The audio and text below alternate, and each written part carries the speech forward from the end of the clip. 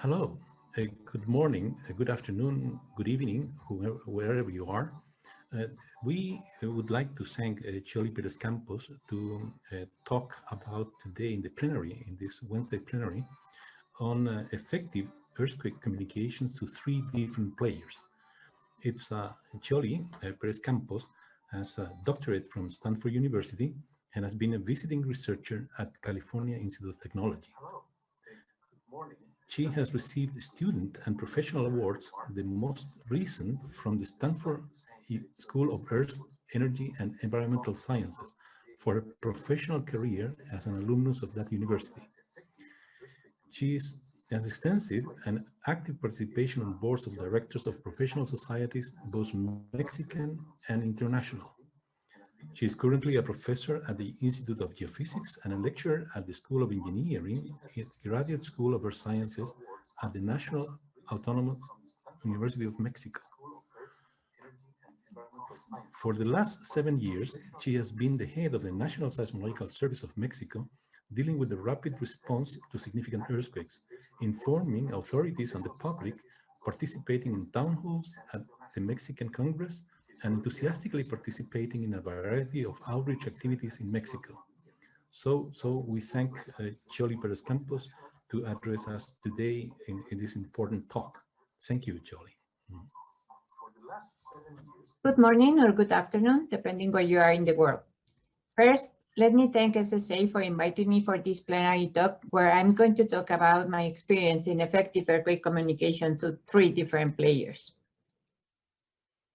I'm going to start with an introduction and an outside seismology example, to then go over the three targets in communication that we have to deal as seismologists. These are addressing decision makers, the general public, and policy makers. To close up with some final thoughts. Many of our countries' current topic is how scientific knowledge is disregarded in policy and decision making, and even among the general public. Therefore, effective science communication is needed to permeate at all levels. This last year, we have witnessed the COVID-19 pandemic, which was declared as a public health emergency of international concern by the World Health Organization on January 30th last year. The world faced a threat that seemed new. However, some scientists have studied pandemics, occurrence through human history, their periodicity, and they have done various researches in coronavirus families, and so on. So the scientific literature when the pandemic started was far from null. It even seemed that the pandemic was not a big surprise, as some media headlines suggested. At least for some scientists, SARS-CoV-2 found groups of researchers ready to develop in record time a vaccine that seems like a light in these dark days. However, just like any disaster movie, the scientists are not heard until the disaster is large enough to get the attention of the media, the public, and the politicians. Some countries were off guard, and it took them some time to put together a group of experts to delineate reasonable measures to manage the pandemic. Other countries have recent experiences. For example, Mexico experienced the H1N1 influenza in 2009. And key players back then were in authority positions when the international emergency due to SARS-CoV-2 was declared. Therefore, there had been some preparation when it all started. Health authorities have faced a huge three-headed challenge during this time. Overcome leaders who need immediate action to manage the pandemic, but distrust scientists or science for that matter. Effectively communicate to society so we respond accordingly, preventing contagion and cooperating with the pandemic management. And three, convince politicians to elaborate public policy to deal the least with the health issue. However, many aspects of public policy need to be addressed, such as economic and educational aspects. For example, in my home country, Mexico, Dr. Hugo López-Gatell, a recognized epidemiologist, graduated from Johns Hopkins University and key player during the influenza epidemic, is the current Undersecretary of Prevention and Health Promotion, and became the official government spokesman. addressing the country in a daily 1-hour press conference in a national television. In the beginning, his speech was scientifically based and sounded. However, it was clear that his boss's boss, politicians, and society were not prepared for such kind of speeches. The media did not help transmitting the ideas and recommendations based on an evolving science with intrinsic uncertainties. Policymakers worried more about the government plan and popular demands than a strategy based on scientific knowledge. I put forward this example because as a seismologist in front of the National Earthquake Monitoring Agency, I felt the frustration that Dr. Lopez-Gatell might have felt last year and might continue feeling now, since he still gives 1-hour national press conferences, repeating the same answers to the same questions over and over. I should confess, I watched every press conference from day one until the end of August, when I had enough of noticing that the discourse had deflected from science and started introducing some government and political agenda to manage the pandemic in Mexico. This experience made me realize how hard it is to put science in front of decisions and policy making and be heard by the general public. This also made me put in perspective all the work we try to achieve as seismologists in the front line. In September 2017, Mexico experienced the largest recorded earthquake in its history, an slab event, magnitude 8.2, that took place in the Tehuantepec Gulf. Only 12 days after, the second most devastated quake for Mexico City took place, only 120 kilometers away from the city. Another slab event, now magnitude 7.1.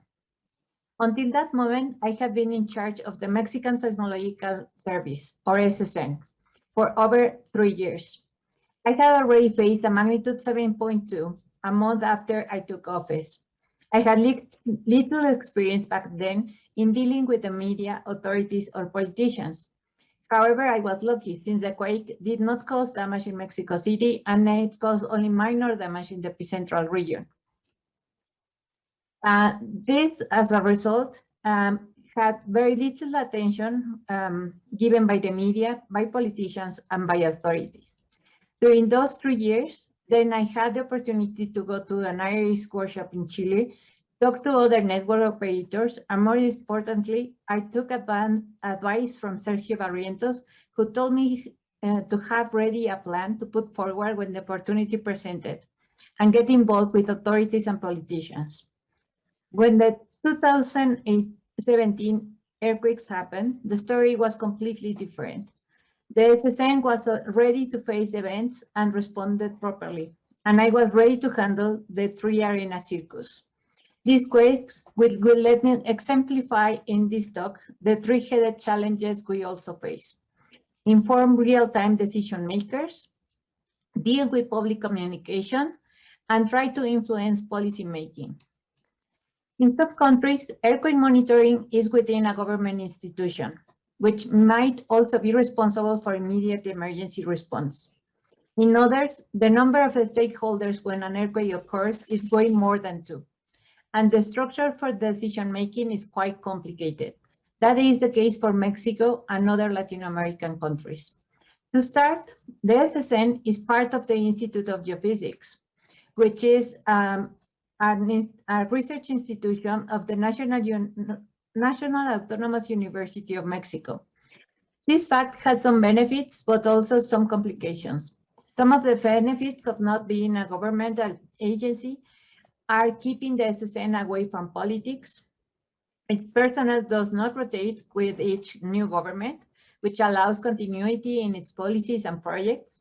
And most importantly, it is supported and directed by scientists. Therefore, it keeps an objective perspective and continuously seeks improvement and values data quality.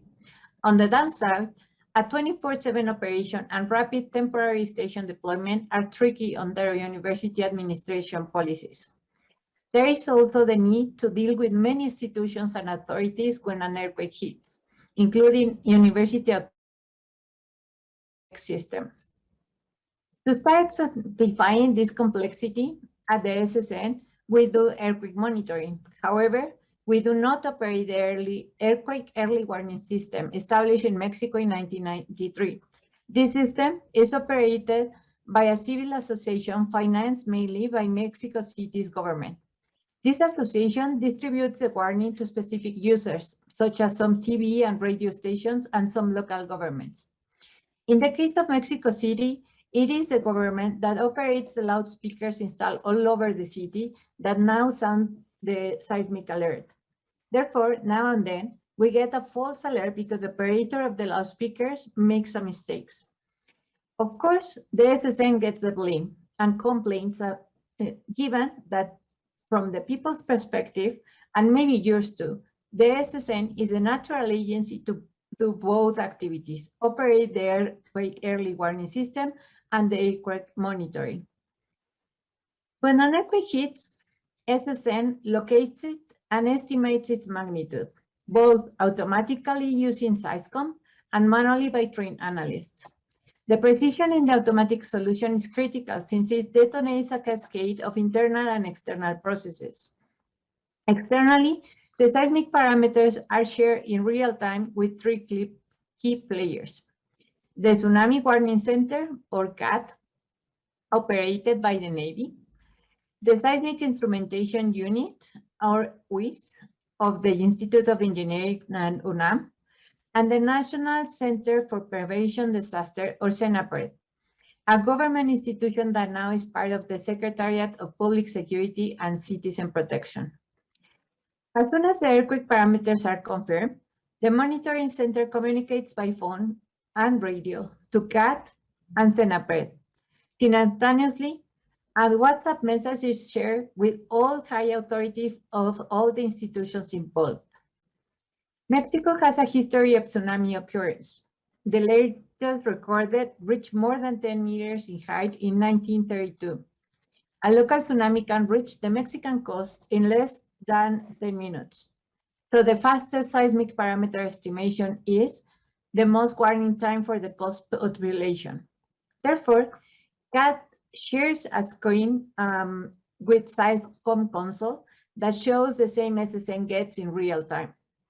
Based on the earthquake parameters, CAT estimates the potential tsunami, generates a bulletin, and sends it to the government institution responsible for alerting the people. Confirmation of the tsunami alert and cancellation is done by monitoring the tide gauges operated by the Navy and another 3 monitoring institutions, including another government agency, UNAM, and another research institution in Mexico. CENAPRED and WIS get the seismic parameters in real time through shared servers with redundancy in the communication via optic fiber and radio. As soon as the parameters are deposited in the server, WIS automatically generates the national shake map and the corresponding shake map for Mexico City, if that is the case. Those maps are then shared through the same servers, and CENAPRED can make queries on exposure of population or critical infrastructure. WIS also shares the corresponding maps with the Mexico City authorities. However, it is not clear to me that they use these maps to address the emergency or make any decision. So, coordination between all institutions needs to be fast and optimal. With all this complex system, knowledge, precision, and effective communication are critical in quick and informed decision-making. Shared servers and redundancy in communication media have proved usefulness. Going back to the NE17 earthquakes, the magnitude 8.2 quake hit Mexico at 11:49 p.m., almost midnight. Many of us were already sleeping. SysCom took about 6 minutes to deliver the automatic location and magnitude estimation, assigning the quake a shallow depth of 10 kilometers. These parameters were immediately shared with all authorities and triggered the automatic process of W phase inversion. Given the shallow depth, a large 8.9 magnitude was estimated. Also, this was due to the lack of data at that moment.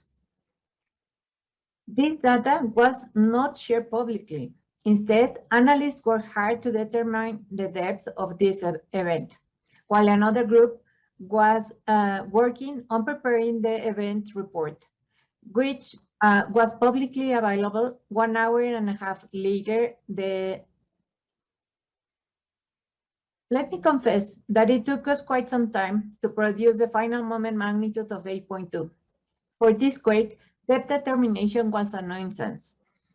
A preliminary 8.4 had been published 55 minutes.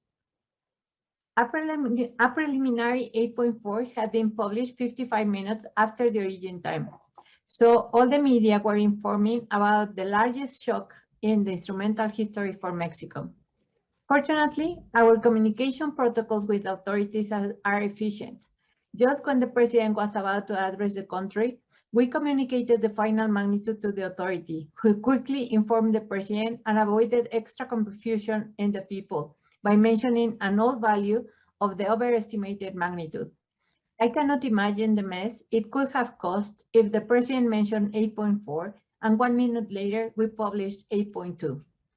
On one side, it is our duty to communicate any updates, but on the other, having the president saying one value in national television and us a different value might have caused unnecessary and possibly damage to us media confrontation.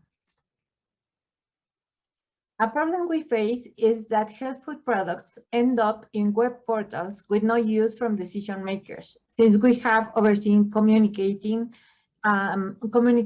and training to the authorities. One problem is the high rotation in personnel in government institutions, so training should be continuously done, and good coordination with the various government agencies responsible for quick decision making. Since 2017, the federal and local government has changed, and it seems that all we work with the previous officials and authorities need to be re-explained and relearned. It has been more difficult at the federal level given the instability of the new government and high rotation of authorities. A way to overcome this is by preparing short audiovisual material and guides, explaining the importance of seismic parameters, the pipeline for the products, and their usefulness in decision-making. Before COVID-19 pandemic, an in-person meeting was required. In Mexico City, moving from a meeting to another could easily take over an hour. So scheduling a 1-hour meeting required a 3-hour slot in the agenda. The new situation has put us to move to a virtual world. Not only can we schedule one meeting right after the other, but online learning material became the trend.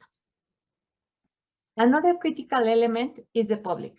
There are many outreach efforts by various agencies and scientists through internet, blogs, and social networks.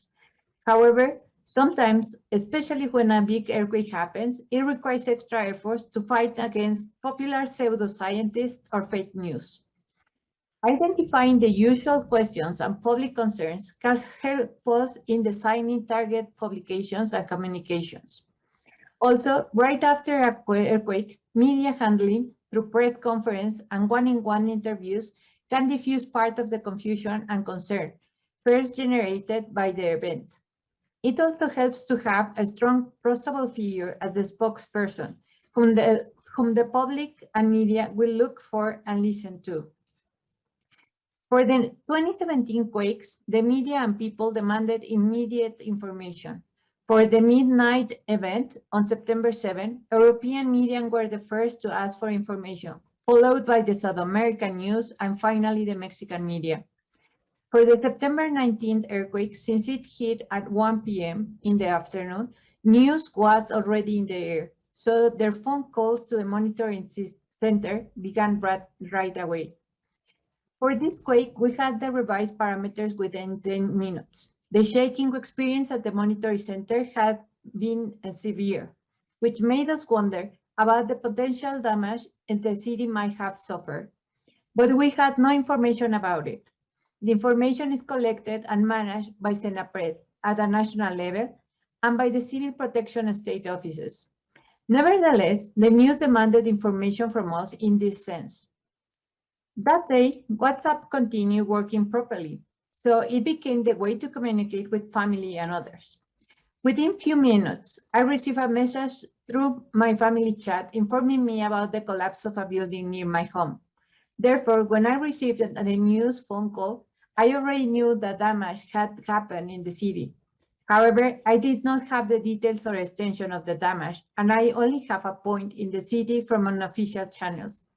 Therefore, I had to be careful of the wording suggesting that given the size of the earthquake, its closeness to the city, and the city soil conditions, we might expect damage. For several days since the September 7 event, I got the same questions over and over, just as Dr. Lopez-Gatell. The most repeated questions were what type of earthquake was and how long it lasted. By type, the media meant if it was trepidatorio or oscillatorio. Those two terms referring to vertical shaking and horizontal shaking, respectively. As far as I know, they are only used in Mexico, and until then, people thought that that was an actual earthquake classification. Every time I got the question, I had to clarify that those terms refer to the motion felt, and all earthquakes produce vertical and horizontal shaking. Iris animations were very helpful. After some research, we found out that all bulletins describe how the movement was felt at each station. This description was communicated to the news and propagated through the people. Then, when the 1985 earthquake happened, we all learned that it was the way earthquakes were classified. For some reason, this perdured. However, the chance to rectify this presented itself. When the September 23rd magnitude earthquake hit, I got the same questions. What type of earthquake was? Except that this time, the reporter did not complete the question with the words oscillatorio or trepidatorio. So I answered that the events had been in-slab earthquakes. I could picture the what face from the reporter, but he got really interested in my answer and asked me for details. After that, I started to get interviews regarding the in-slab earthquakes. I realized then that news media could be good allies in transmitting scientific knowledge. We just need to find a way to make it through instead of playing along. Fake news and earthquake predictions were part of WhatsApp messages among families and friends and inundated social networks. Unfortunately, they were also part of the news media. This phenomenon made people anxious and unrest. Then, an intensive round of press conferences, interviews, talks began and lasted for several months. I will even dare to say for more than a year. A press conference held within hours from the shock helped introducing a formal and scientific-based discourse among public. Public talks that were previously scheduled given the 1985 earthquake anniversary were recorded and uploaded in YouTube. They ended up being quite popular and shared to debunk fake news. Then invitation for talks increased from a couple of a year to a couple a week. Nowadays, all talks are virtual and most of them streamed live. This has become a phenomenon that had put as seismologists as Mexican favorite scientists in social media. Many people have expressed they felt reassured after listening to the SSN information or media interviews. I found this puzzle, since what we basically say is that earthquakes cannot be predicted. But going back to the COVID-19 press conferences, I could notice how I, as a citizen, felt reassured by listening to an authority with scientific knowledge, even though he was telling us how little it was known about the future of the pandemic. The public does not receive well statistics, probabilities, or uncertainties. On the contrary, specific examples and clear explanations of why we cannot predict earthquakes are welcome. Massive outreach strategies are now possible thanks to live streaming through social media. SSN Twitter account has more than 4.5 million followers. In the whole country, we are ranked 47th. We are even more popular than any soccer team. Clear, concise messages with the seismic parameters seem to be the key for such popularity. However, this is only one-way communication. Therefore, SSN implemented a monthly program to live chat with a seismologist. The audience asks and the seismology answers. After 3 years, we have noticed evolution of the questions, how the fans are now responding, and the most common questions and head debunking myths. After a significant earthquake or a rumor, like in this time, of an earthquake coming, we get more viewers of these monthly programs. Now we prepare follow-up material on the most significant questions and keep them on circulation between the live sessions. It is not easy to go with the trend in social media, but seems an effective way to communicate with the general public. Still, an issue remains. Remote communities routinely and severely affected by earthquakes are harder to reach. TV or community radio are probably the best option for those places. Finally, in many of our countries, we lack a liaison office between scientists and legislators. Our results stay on shelves and scientific meetings, but are not being translated into policy. As a result, disasters that could have been prevented keep occurring. In contrast, there are good examples in countries where science advisors are close and changes are happening. Learning from their experience, successes, and errors might lead to a change. An example of the lack of knowledge from legislators and the lack of good advising was evident when Congress asked the SSN to install one more seismic alert of its system in a neighborhood close to Mexico City. A polite response was issued, informing them about the responsibility of each institution, and the SSN was not responsible for the earthquake early warning system. There was only minor communication with local or federal legislators before 2017. After the earthquakes, Congress got interested in the topic. The university chancellor invited a group of them to listen to the needs of the SSN. As a result, they financed the construction of a building that would hold a mirror center for the SSN. The good news is that the building is almost ready. The bad news is that we are still negotiating the money for installations and equipment. I guess after 3 years, the earthquake topic is not trendy anymore among politicians. Other town halls have been held where seismologists have participated. At one of them, seismologists from the University of Texas El Paso talk about the importance of seismic monitoring in regions where hydrocarbon extraction is happening. In general, legislators hold town halls to which scientists are invited.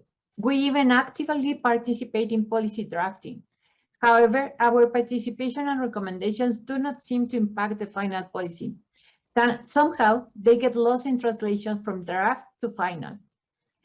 Previous federal governments in Mexico had a formal scientific advisory committee, elected by all scientists in Mexico. However, this organization was dismantled by the new government. A new initiative has emerged to install a liaison office inside the Congress, with trained scientists that can identify and translate the science needs for policymaking.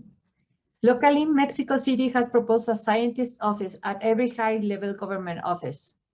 I'm not very optimistic, but hopefully this will become a reality. In the Civil Protection Federal System, a scientific committee exists. It makes recommendations to reduce hazards in the country. For example, the Committee on Geologic Hazards made 8 recommendations in 2020. They were derived from the 2017 earthquakes. However, we scientists need to be more proactive. SSA initiatives are a good example. In our countries, we need to find the mechanism to get involved rather than wait to be invited. As final thoughts, let me sum up. Efficient and redundant communication is critical and essential between monitoring agencies and decision-making institutions. Time is essential and critical to save lives. Continuous efforts are needed if we want our products to be used in informed decision making. Therefore, we need to come up with some ideas to educate the policymakers and the decision-making people so they are updated in every new government. Reaching to the public through scientific discourse can be done through social media. Don't be scared of the press. They can and should become our allies. We just need to find a way to communicate efficiently and properly with them. We need to be proactive, so our voice is heard and used in policymaking. This could prevent disaster. Don't wait to be invited. Find a way to make your voice heard.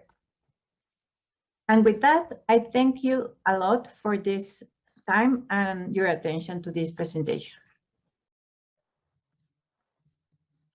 Thank you very much, Xyoli, for your presentation. It has been one case of where how difficult it is to deal in both immediately after an earthquake that has affected the people and in, let's say, normal times. These are different times, and one has to, as you pointed out, to act in a different manner. Mm-hmm.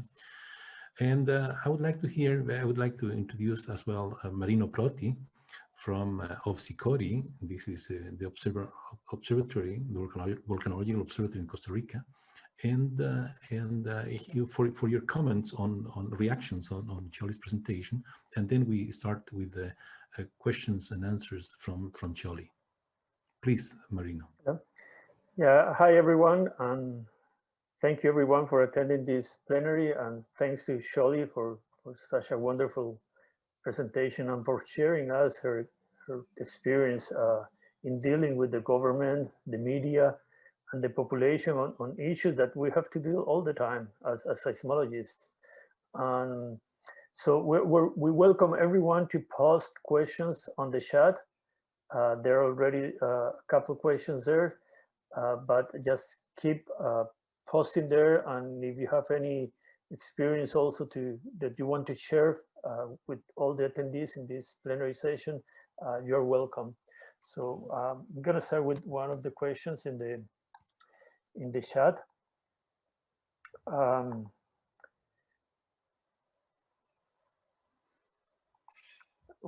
Okay.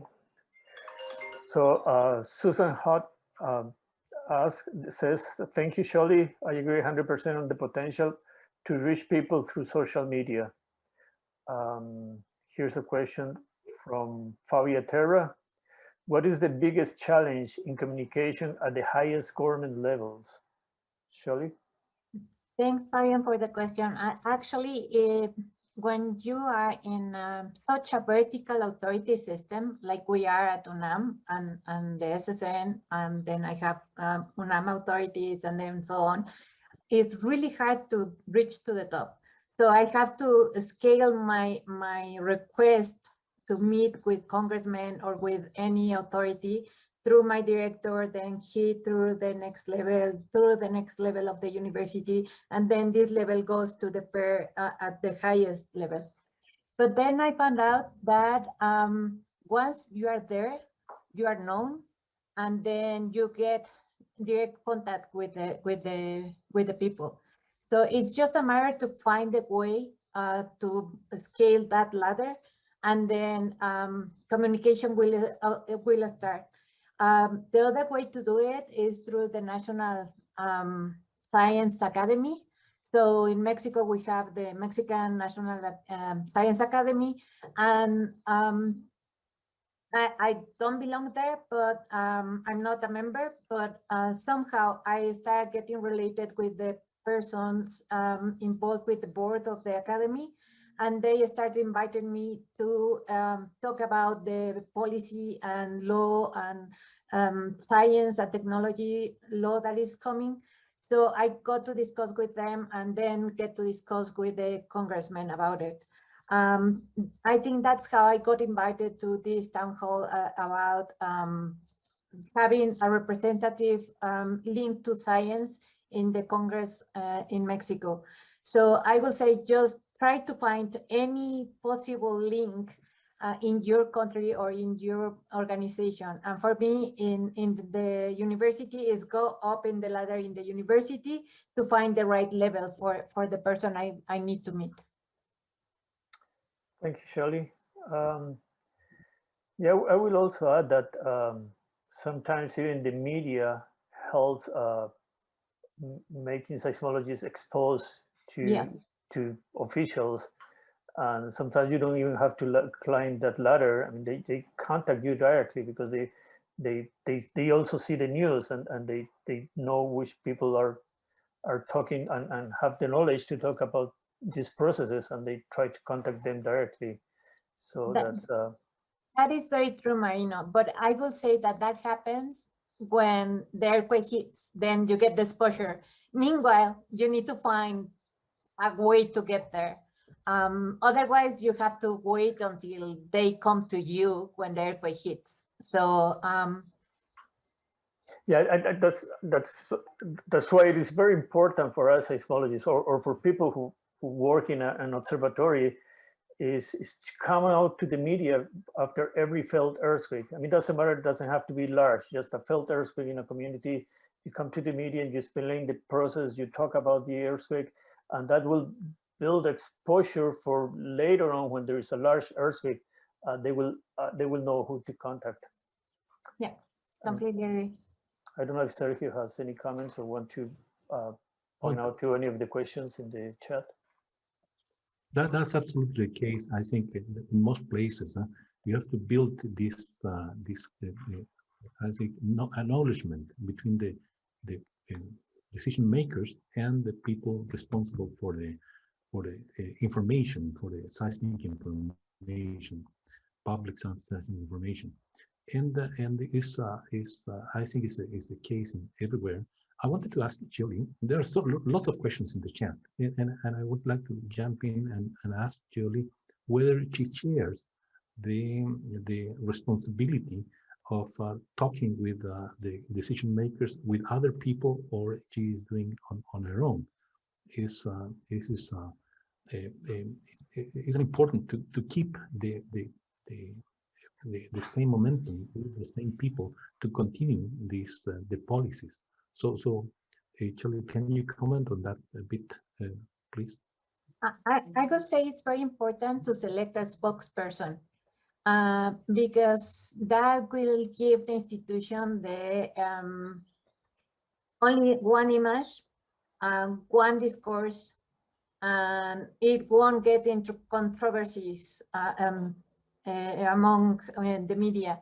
Media love controversies. So if you have several people speaking about the same topic, they will have probably slightly different stories that the media will pick up, and they will start facing each other and putting them into conflict, even though there is no conflict. It's just how science is. But media loves that. So instead of introducing that, if you have a spokesperson and a coherent discourse, probably a couple of persons, a couple of people doing this, then it helps a lot for the public to understand what is going on. You avoid all the unnecessary challenges among the media, and it works much better. And then it's important to select what to say. And I found that it's it was puzzling to me, as I mentioned in the talk, that people felt reassured if I said that the earthquakes are not predictable, which was weird because they were the common question was, is the big one coming? And I wouldn't say yes, and I wouldn't say no. I would respond, the earthquakes are not predictable. And that would be enough for the people to calm down and feel reassured. So I always wonder what is going on their minds. But then you need to select what other information to accompany with that. The earthquakes are not predictable. And then you need to explain that you live in a country where earthquakes happen all the time, when all the tectonic processes make this a very active country, and an earthquake can happen at any time, and you must be prepared. So it's not about the location and the exact magnitude and so on. It's more giving them the context of living in a country that is active and be prepared. So I will stop there to take more questions. Thanks. So I guess we should read some of the questions. There is a question earlier on by Victor Sardina. So what magnitude estimation method provided the initial 8.9 magnitude estimate, and how long did it take to obtain it? Victor, thank you for your question. It took about 12 minutes. It was the inversion of W phase. And I think it's a combination that the first solution for the location and depth through SciScom gave a depth of 10 kilometers, which was very shallow when actually it was more than 50 kilometers depth. That plus there were only very few data at that time that were available and used by the inversion. So those two things produce a very bad solution. You could see it in the uncertainty parameters. And we got the 8.9, and we had to work a lot with the depth, as I mentioned in the talk. Yeah, I would like to add in that line that it always helped to be telling the population and the media that you always come out with a preliminary magnitude, and then yes.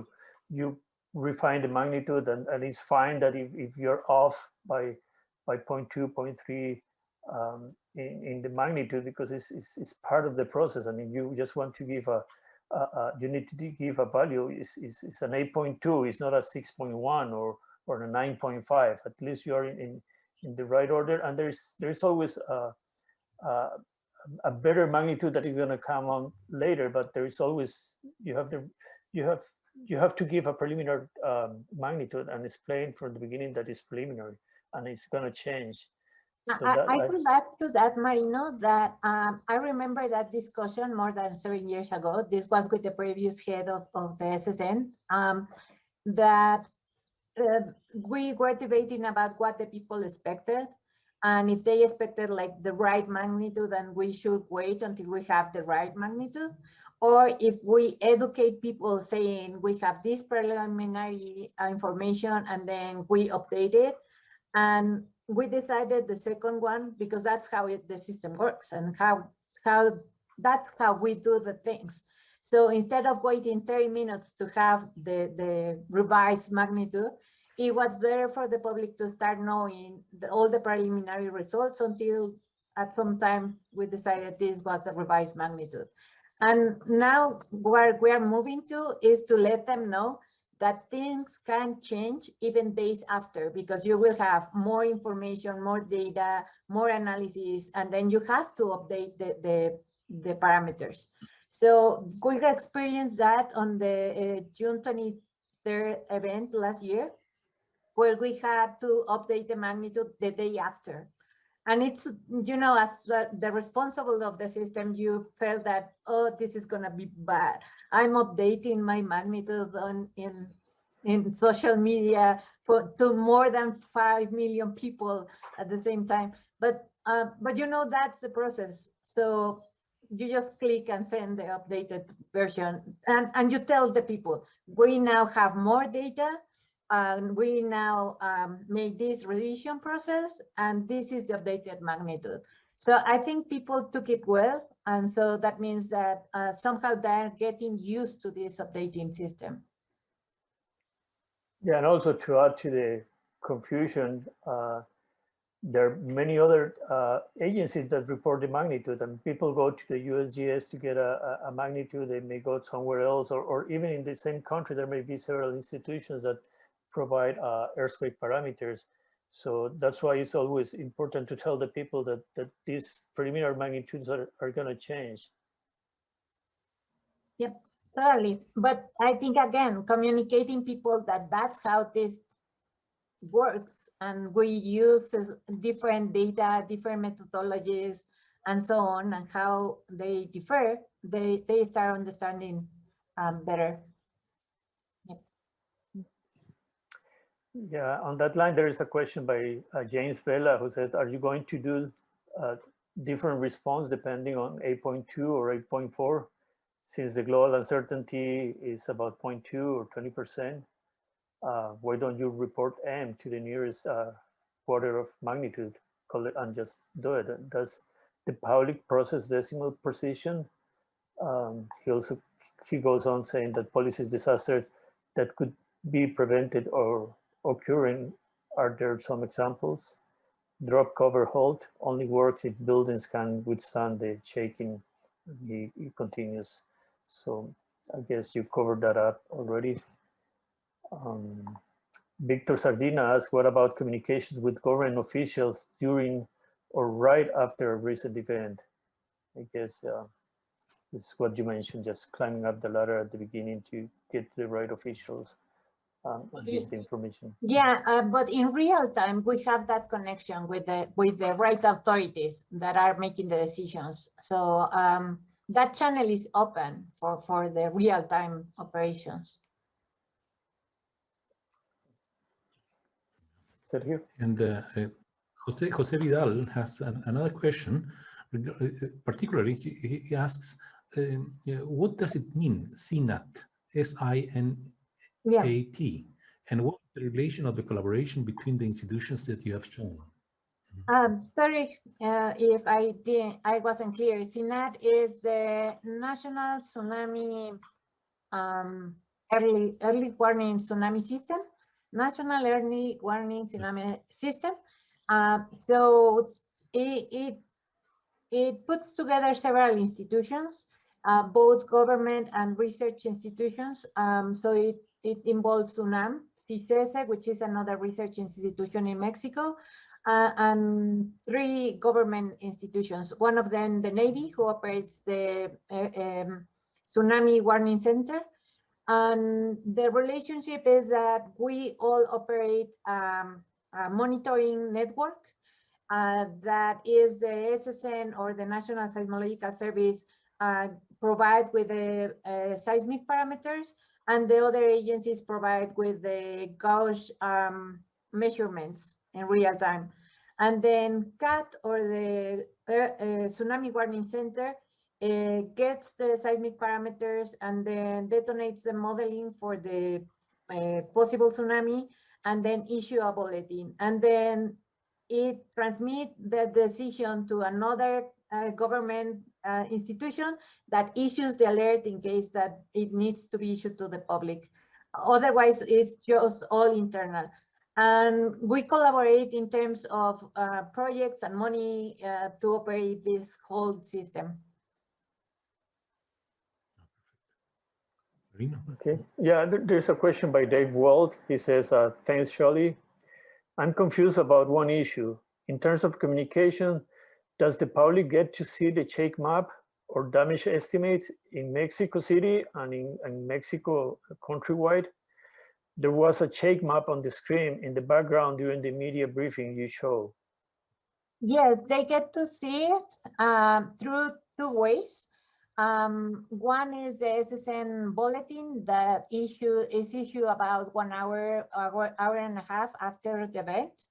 And the other one is through the web portal of the Institute of Engineering. So in the case of Mexico, the shake map is obtained by the Institute of Engineering, and they deposit the results in this web portal. So I don't know the timing of that, but it is publicly available. What they don't share so far is the damage estimates.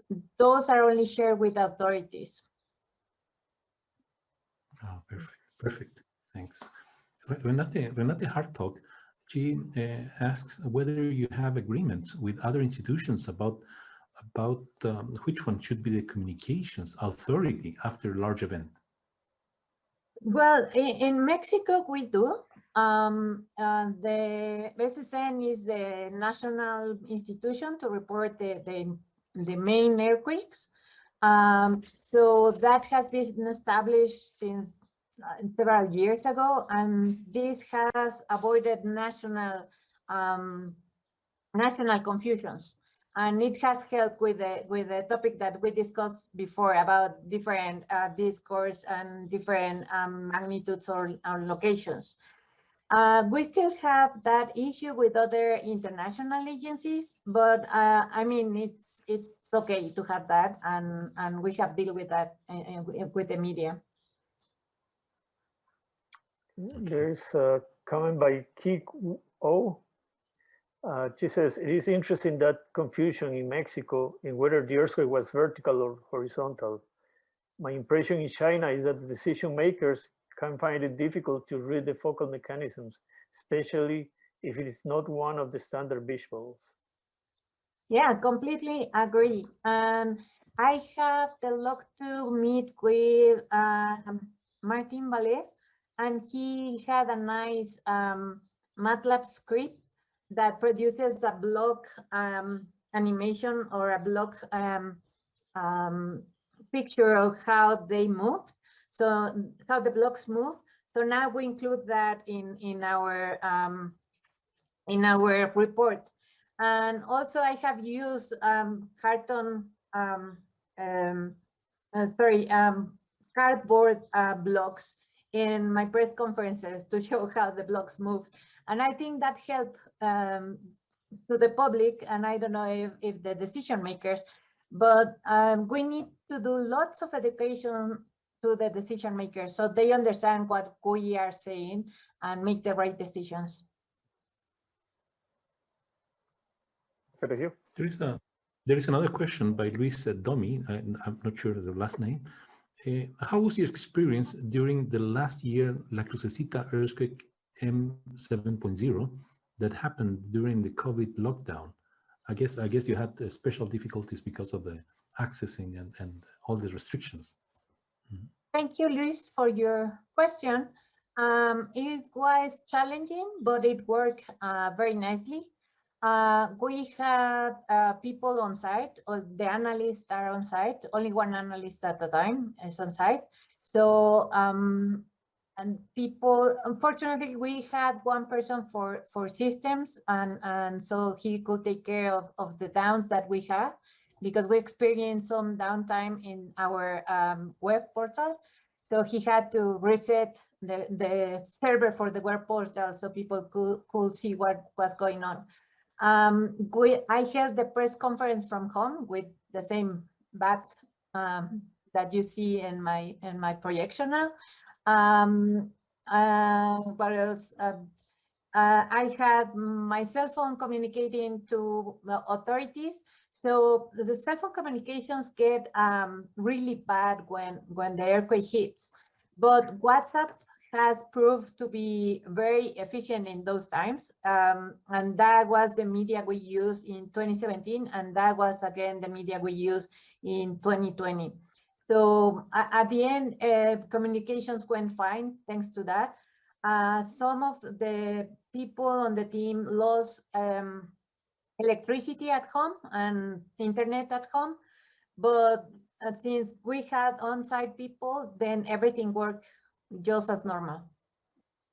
At least for people outside. It was challenging inside, but for the people outside, everything was smooth and worked fine. There's a question by James Vela. He says, are there existing and practice response plans to deal with trauma, stress, and large loss of life? I believe this is in the cases particularly of Mexico. Yes, thanks, James, for that. CENAPRED, that is the National Prevention Center for National Center for Prevention Disaster. Sorry, they conducted lots of seminars and programs to deal with that. Also, the university put forward students and professors from the Faculty of Psychology. So they have a big program after the earthquake. And, you know, it's not only important for the people outside, but also for the team at the SSN. So we had, after 3 months, we had a stress management workshop. So the team was also got prepared to deal with the trauma, the stress, and loss of life. We didn't have any loss of life in our team, but we had some people that got damaged at home. One of them was a total loss, and some other had to pay for repairs at home. So yeah, we had lots of stress inside our team. Wow, that's difficult to deal with, I guess. We have another question from Krista von Hillebrand. She thanks, as a lot of other people, thanks for your talk with congratulations. And she says, I like your social media approach. How does UNAM communications address older population, not on social media, people with special needs and dealing with all different languages spoken in Mexico? Thank you for the question, Krista. That's been one of the challenges. I have approached to people that work with Mexican Sign Languages. We now in our videos, we include the captions, but we still need to improve that. I noticed in Chile, Sergio, that some of your videos have sign language translation. So I wonder how you do it, and or how to include that, because yeah, actually I faced giving a talk at a school. I faced the reality that one of the students had visual problems, and I noticed that another student was telling her what was I showing, and I felt so bad because I was not prepared for that situation. I mean, the school didn't tell me about it. Otherwise, I would have thought how to present this. And I try my best to describe, but of course, I'm not prepared for that situation. So since that, I'm aware of this, and now I'm looking for techniques or ideas on how to improve our talks or our material to include other populations. Also, I saw before a question, I don't remember from whom, asking about the social media, no, an office for the media, and we have that at UNAM, and that's the one that organizes the press conferences and organize also the interviews. And that's very important because since it's concentrated at that office, then you don't have to deal with who you are gonna give interview to and when and how and so on. So that's the office that takes care of it. But given the importance of the SSN, is the university office, is not the office from the institute, is the university office. Okay, thanks, Xyoli. There's a couple of comments, one by Victor Sardina. He says, indeed, neither the public nor the media, however, understands the concept of magnitude, where it comes from, or many methods to estimate it. Whenever a journalist or the public asks something specific about magnitude, you sooner or later end up having to structure a mini lecture in your head about the subject without making too complicated so as to get your point across. There's another comment by Gerardo Suarez. He says, very good job, Xyoli. The magnitude issue pales to the situation we faced during the 1985 earthquake. Fortunately, better instrumentation and methods have made a difference. Sergio? I guess, yes, I guess we're reaching 12:30, and this is time to have people released for this interesting conversation. It's we have to probably thank you with both Marino and myself, take the pleasure of thanking you, Xyoli, for this very interesting talk about how you deal with these three different players in communicating effectively about earthquakes. It's not an easy task, and you have done a fantastic job. Thank you very much. Thank you, Sergio. I'm just gonna mention something that Esteban is pointing or asking, is if it's time for all scientists to get more educated about science communication. And I completely agree with you, Esteban. And not only science communication, but also policy making. Marino might have some experience with this, and I think it's very important for us to get involved. We are used to wait until be approached by the media or the politicians, and I think we need to be more proactive, and we need to learn the other language, the language of communicating, both to the media and to politicians. Thanks, Xyoli. I just want to make a final comment on taking advantage of every failed earthquake that the media reach us for, because that's the opportunity to teach people about the processes. And it is very important to keep telling people how the system works and get it educated, and mainly show people not only what we know, but all what we don't know. I mean, that builds empathy from them and understand that there is still a lot that we are still trying to learn. So that's a sort of a final comment. That's a very good point, Marino. And once again, thank you very much, Xyoli, for your fantastic presentation. It helps us a lot. And we keep on improving because we share these type of experiences in all places worldwide. Thank you very much. Thank you. Bye, everyone. Bye-bye, everyone. Thank you for attending.